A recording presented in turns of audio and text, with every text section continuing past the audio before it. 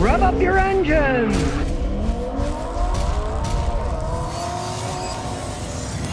Today we got a 2010 Nissan Rogue. It's got 142,000 miles. It's the second owner of the vehicle. They put on a lot of miles. It's still going okay. It's making a rattling noise occasionally inside the dash. It has something to do with the climate control. Now today the Rogue is their #1 seller. They sold 99,000 of these back in 2010, but 2019 they sold over 500,000 of these things. They sold a lot of them. Basic configuration. This particular one is 4-cylinder. They've got that CVT transmission. Not the greatest in the world, but this one's still working. We'll test it out more later. Now for 2022, I think they made a big mistake with these Rogues. They went from a 2.5 liter 4-cylinder engine, it was a decent engine at least, to this crazy 3-cylinder 1.5 liter turbo. As far as I'm concerned, it's a big mistake. Extremely complex, they have breakdown problems, and they really don't serve that much of a purpose. It's kind of an example of the law of diminishing returns. They keep trying to get better gas mileage out of internal combustion engines, and with that engine, it's tiny, but the stupid thing only gets like 1 mile a gallon better than just a normal engine in many other cars. It was touted to be revolutionary, and in terms of engineering it is. But in terms of the final product, most people say, 1 mile a gallon, it's not that big of a deal. And this is what I stress, these 4-cylinder engines, they can hold up. This has got a lot of miles on it, and it's still running good. It's not burning any oil really at all. And it's a big enough engine to pull this SUV around. You start going smaller, 1.5 liter, you're asking for problems. Take, for example, the Ford 1.5 liters they put in Ford Escapes. It's an underpowered engine. The engines wear out way before their time. Hey, this thing doesn't burn oil. It's got 142,000 miles on it. The engine is held up. I sincerely doubt that you're going to get one of these variable compression 1.5 liter Nissan that's not going to be burning oil. It's got that much miles, or something doesn't break internally. Realize the pistons just don't go up and down in a set ratio. They change. There's electromagnetic hydraulic systems inside on the crank so that the crank can go all the way up or part way up. It's extremely complex, and if anything Nissan is known for, it's known for making mistakes with this high-tech engineering where they cost a fortune to fix when they break. Look, these guys had a good thing going. It's their biggest seller, right? Why on earth would you put this crazy new design in a small 1.5 liter engine in your best-selling vehicle? If it fails, you might as well say goodbye Nissan. We're gonna try to figure out what this noise is. Of course, you know it's not gonna make it now, so we'll hook my computer up, see what's going on with the heating and air conditioning system. So we'll plug in a scan tool, and then we'll turn on the master unit. And of course, you'd know I got the fan on full blast, but it's not making a noise yet. Doing intelligent diagnosis, not scanning everything. While we're waiting, we'll fiddle around with a fan. Here we go with a smart scan for everything. Gonna go through all the different systems. Look at them. Gray means it doesn't have it. It doesn't have ADAS. Green, green, green, green, green. Doesn't have those. But the BCM and the TCM have codes, so let's look at the BCM first. Well, these are all codes for the stupid tire pressure monitoring system. Those systems always break down. That's typical. We don't care. The TCM, it's saying it's got some faults. This is it. CVT transmission. But you notice these are passcodes. People haven't erased them, so we're gonna do that. We're gonna turn the key off. Turn the key back on, we'll clear the codes. Now the codes are gone. People often work on these cars and they don't reset the codes correctly. Those aren't codes that a regular scan tool will reset, so I often seed codes when there's no problems because something was fixed and no one ever reset it. So let's look at actuator tests here. Cooling fan. Let's check that out. So we'll go to the vent control. I can't find any bad data in the machine, but I noticed one thing.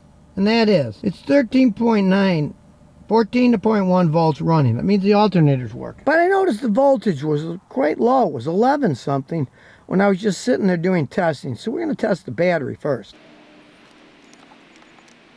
Supposed to have the ratings on the things, and they don't. So I'll do a full test of the battery. It's 12 volt. It's in the vehicle. Top post. We'll go by cold cranking amps. 500, so set it 500. Testing the battery. Charge state. After charge, before charge. We're not charging it. It says you got to charge it to test it fully. Well, there's no reason to have to charge it to test it fully unless there's something wrong, because this car is used every day. If they sit, yeah, you can get false bad readings because they don't recharge. But this is used every day. So, rest of the testing. We'll start the engine. The cranking time was good. Now it's checking the alternator. All the tests are over. Let's see what it says. No problems. The charging system is working. So the charging system is working perfectly fine. Only it says charge the battery and retest the battery. Well, to me that's a waste of time because the charging system is working. They drive it every day. If the battery shows it's not fully charged, that means the battery's going out. It's only logic. Now this may be a stretch. Of course, only time's going to tell this. If you don't have enough electricity going through the system, weird things can happen. It might send a certain amount of electricity to your fan inside the blower fan, and if it's going high, low, it might keep changing the speeds of the stupid fan motor, and it would make a noise because you're turning it on and off and on and off and on and off. And it's got 140,000 miles. That fan's been spinning like mad, so it's nothing to worry about. Now we're gonna take it for a road test. Who knows? Maybe it'll make the noise, then we can hear it. But I heard a little bit of the noise, and to me it definitely sounds like the blower motor. But here's the stinker of this horrendous Nissan design. You take my Toyotas. I can get a blower motor out in 10 minutes. You just drop the glove box bottom, there's 4 screws, and the thing pops down when you move the rug out of the way. This takes almost 3 hours, and you have to discharge the air conditioning system because it's behind the evaporator to get to it. So not only are you going to spend probably $350 labor or more to do the job, but since the motor's 220 bucks, at least $600 by the time everything's added in to change the stupid blower motor. It's working, but it was just making a horrible noise. Now we'll take it for road test and hope we can get it to make the noise. But I would personally live with it because you can't access it that easy. Now, let's say it was one of my Toyotas. The blower motor's just up inside. You take this panel, it comes down. Sometimes there's pebbles or kids' change or something got stuck in there, leaves, and it makes a noise. But let's face the facts. Are you going to empty the AC system out of refrigerator? Take the whole dash apart to get to the part. Even if it was just leaves, you're going to pay somebody by the time they do the refrigerant and all that. To do that, probably $300-400. Just stupid engineering designs, which Nissan's notorious for. To make you something that'd be so easy, just have it under the glove box, but no, they're engineers. Let's hide it in the middle behind the air conditioning evaporator case, so everything's got to be taken apart to get to the stupid thing. Just stupid engineering. I tried up and it idles smooth, hey, for 140,000 miles. Now, wouldn't you know it? Of course, it isn't making a noise yet, but at least we get a good road test. We're gonna stop and see how fast this thing goes. Go!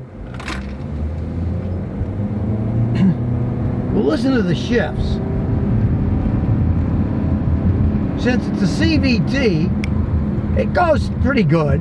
It doesn't shift the actual gears, but there's always that lag. The Nissan CVTs have the most internal parasitic drag. That's why they don't get phenomenal gas mileage for these smaller engines. Still won't make that stinking noise. I heard it one time coming from up in here. I'm pretty sure it's the fan motor because the fan motor's in there. Like I said, they used to put them down here.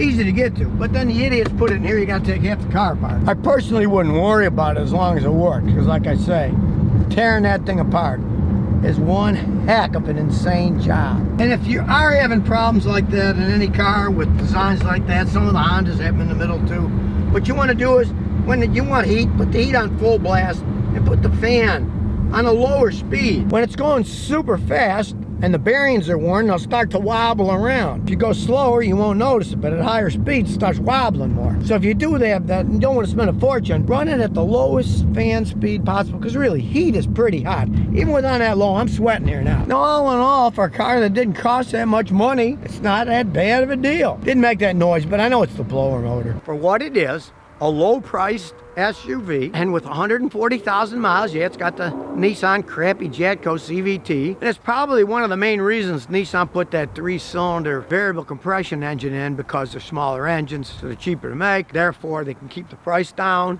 because they're selling these things because of their price. Now, his wife's thinking about getting a Honda CR-V. Guess what?